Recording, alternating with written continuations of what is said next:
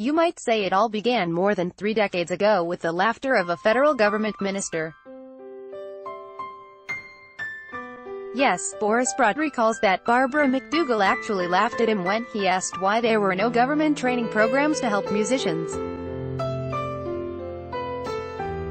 Boris Brott persisted, despite initially being laughed at, to create the National Academy Orchestra of Canada, with the help of discretionary federal funds. BH2, undaunted, the then conductor of the Hamilton Philharmonic Orchestra managed to persuade the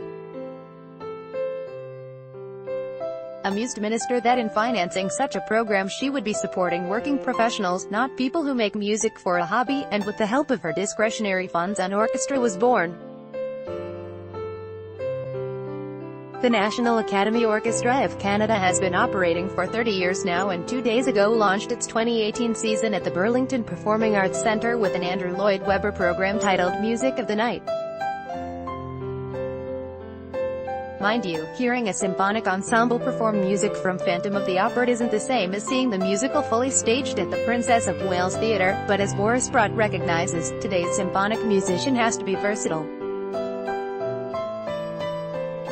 The story doesn't end with Beethoven and Brahms.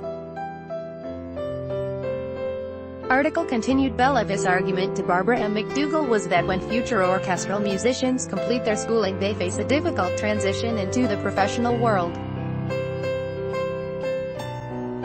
The National Academy Orchestra seeks to ease that transition by giving them a concentrated 8-week exposure to real-life orchestral working conditions.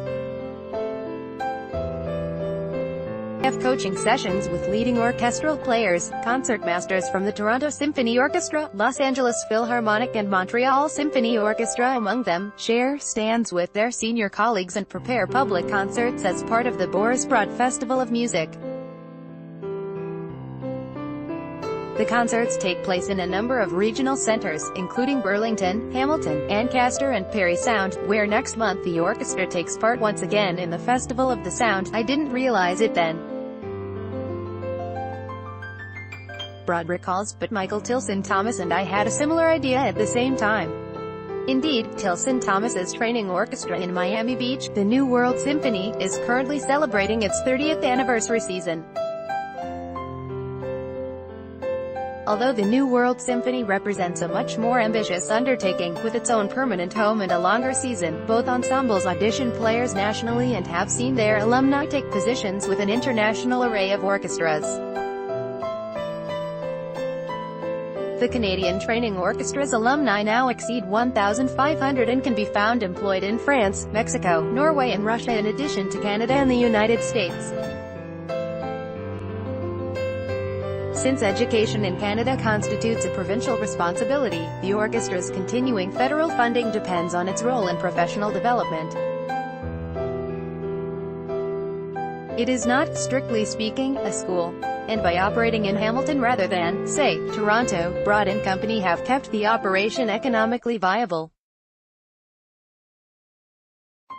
The operation embraces the annual Boris Brott Music Festival, a break-even enterprise whose offerings this season range from a full-scale Mozart opera in English, The Magic Flute, to a concert performance of West Side Story, the latter in celebration of what would have been Leonard Bernstein's 100th birthday. Not incidentally, Boris Brott was the celebrated maestro's assistant during his years as music director of the New York Philharmonic, before going on to an international career of his own. Article continued below. Like his mentor, the Montreal-born conductor admits to having fallen in love working with young people. And for the past 5 years, he has added an opera program for young singers as part of his festival, working toward the re-establishment of the once thriving opera company he helped found in Hamilton 38 years ago. The Magic Flute will be staged by Patrick Hansen in the same brick-sheathed building occupied by Opera Hamilton through most of its history. Originally known as Hamilton Place and now known as First Ontario Concert Hall, it remains one of the friendliest homes to operatic and symphonic music in Ontario, and Brott, who has never given up his own Hamilton residence, continues to be one of its champions.